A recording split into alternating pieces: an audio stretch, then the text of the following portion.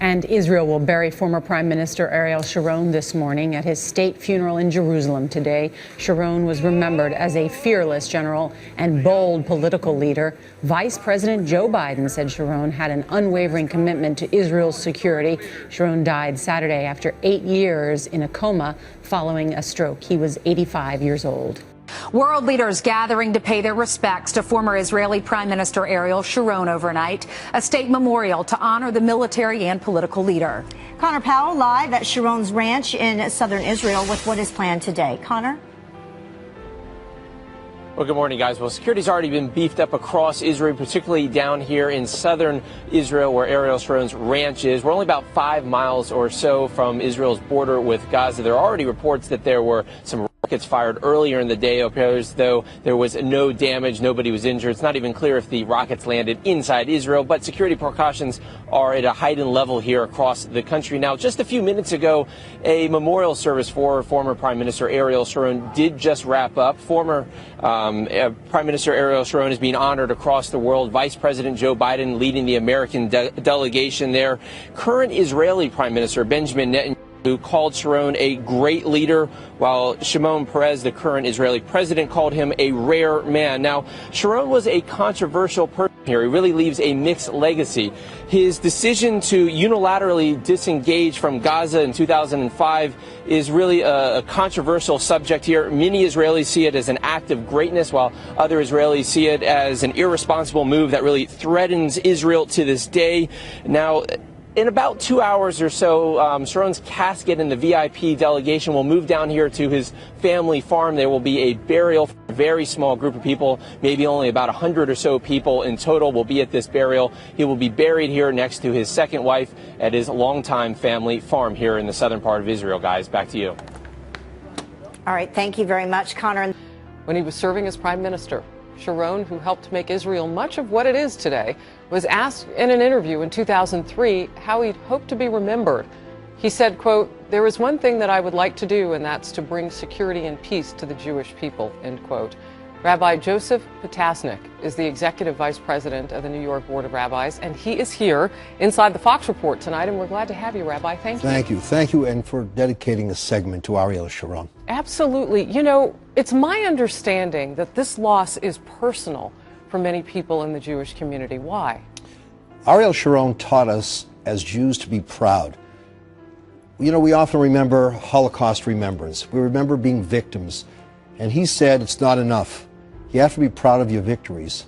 And that's why on the Jewish calendar we have Holocaust Memorial Day, but we also have Israel Independence Day.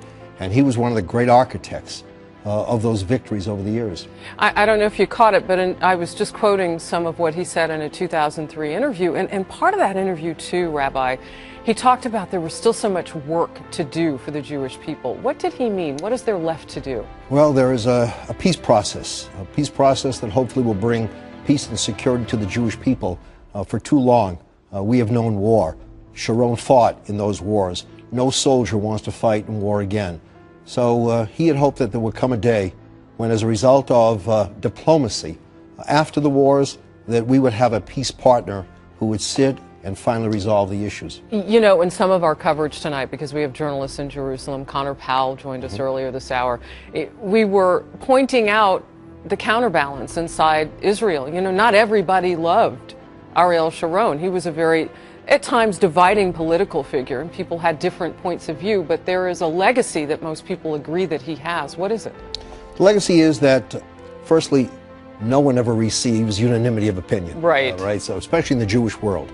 But he was someone who stood up for Jewish pride. He was one who saw himself as the prime minister not only of the state of Israel, but of the Jewish people. He was that representative who said, you stand up. Don't be ashamed of who you are. Don't be defensive. The world won't respect you for camouflaging your identity. You know what I've read, too, that I find interesting is that he had this deep concern that if Israel didn't survive, if it didn't stand, then life would not be free for Jews all around the world. We in the diaspora can hold our heads high because we have a state of Israel. We can speak freely as Jews because we know that Israel is there for us. I'm a child of survivors. I only wish there had been a state of Israel during that horrific period so my family would have survived. So Israel strengthens us, gives us that backbone that is so important.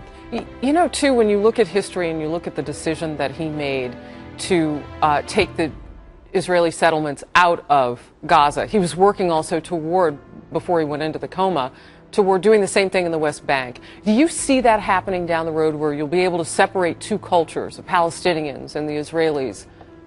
One can hope. The problem is that even after the separation from Gaza, we still see the attacks on the state of Israel. That change is only going to come about when Palestinians recognize they have to live with a Jewish state. It cannot be a one-way process. So I think Sharon was hopeful that by separation, that would be the beginning of that process. We have not seen that transformation. You know, he was honest about those living in his own country, too, that it wasn't just going to be the Palestinians who would have to recognize, but Israelis would have to recognize, too. And he was a former hardliner, so he understood that perspective. That was part of his greatness, that he was able to change a position. He said, what was cannot be. And therefore, people really, they praised him for being a pragmatist.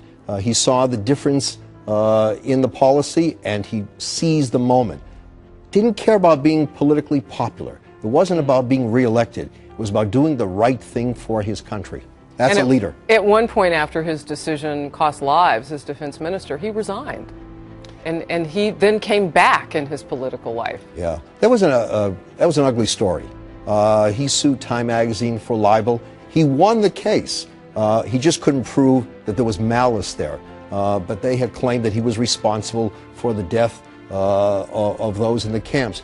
The Kahan Commission, Israel, said that there was indirect responsibility and therefore he had to resign. But I think people recognize that he wasn't the one who was at fault for killing those in the camps. There were the phalangists who had done it, and yet Sharon was blamed.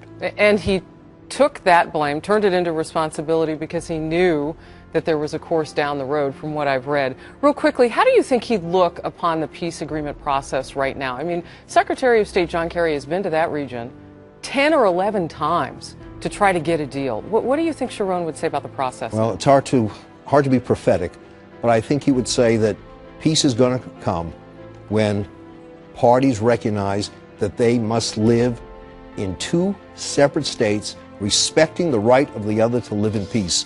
We in Israel, we the Jewish people, long have been waiting for that day. We just hope the Palestinians will recognize the time has come to sign the accord. Rabbi Potasnik, thank you very much for coming in, sharing your history with us, your perspective, and our well wishes to the Jewish community tonight. Thank you. Thank you, Harris. Ariel Sharon was one of the greatest military commanders that the Jewish people has ever had and that the IDF has ever had. Arik is part of that generation of founding fathers. And that uprising, that resurrection. And resurrection was based on forming a generation of Jewish commanders and fighters that will renew the heritage of fighting in the land of Israel. It is a heritage that seemed to have passed from the world in those years of the diaspora. Arik Sharon had a central role in building this heritage of might and bravery. He fought in the front of the IDF for many years in the War of Independence till those fateful battles of the Yom Kippur War. In the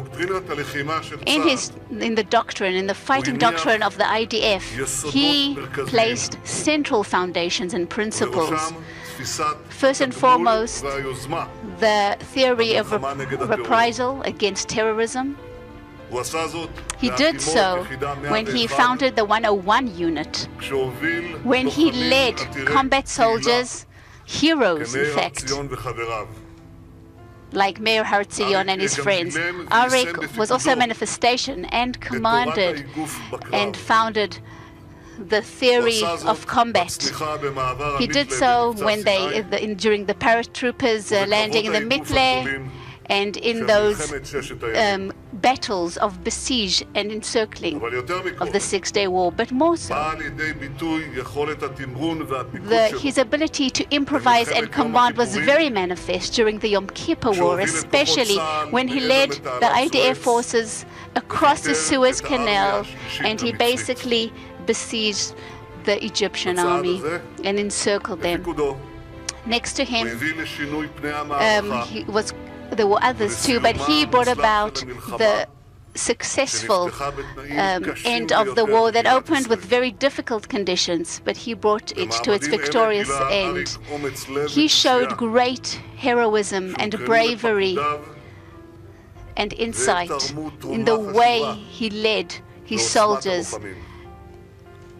and he contributed greatly to his soldiers with his own bravery. As minister and as prime minister, he stood for the right, our right, to defend ourselves so that we'll be able to live here in security. That is a right that we insist upon till this very day, and it is a precondition for our existence and the existence of peace in the region. Well, now this Fox News alert reports that rockets were fired soon after the burial ceremony for former Israeli Prime Minister Ariel Sharon, and the Israeli Air Force is apparently retaliating at this time. This is world leaders, including Vice President Joe Biden, were leaving after paying their respects to the longtime Israeli leader. Connor Powell is in Jerusalem with the latest for us now. Connor? Well, Jenna, security was tight here all day because of Ariel Sharon's funeral, but Hamas, or some militant group in Gaza, did fire rockets, several volleys apparently, both before and after that funeral service in southern Israel. But all of the foreign and Israeli dignitaries that were on hand had easily left the area, and they appear to have not been in danger. Still, the Israeli Air Force has responded and launched several attacks in Gaza in retaliation. Now, all of this is occurring as Israeli and foreign dignitaries were on hand to pay tribute to Ariel Sharon, the former prime minister, rather, who was in a coma for the last 8 years, suffering a major stroke back in 2006. Now, leading the U.S. delegation was Vice President Joe Biden, who called Sharon a friend. The former prime minister, who died at age 85, was honored today, described as a great leader, a fighter for Israel, but he leaves a very complex history here in Israel. He was a former soldier turned politician, but Sharon was controversial. There's just simply no getting around that. Leading the unilateral disengagement from Gaza in 2005, for many Israelis, that was an act of greatness, while others saw it as an irresponsible move that threatens the security of Israel even today. Like I said, that was a controversial move then. It is a controversial move today. Now, he is both loved and hated here, and even his critics and supporters have very different reasons for liking the man, but they all agree on one thing, Jenna. He was a leader. He was somebody willing to make very tough decisions when tough decisions were needed.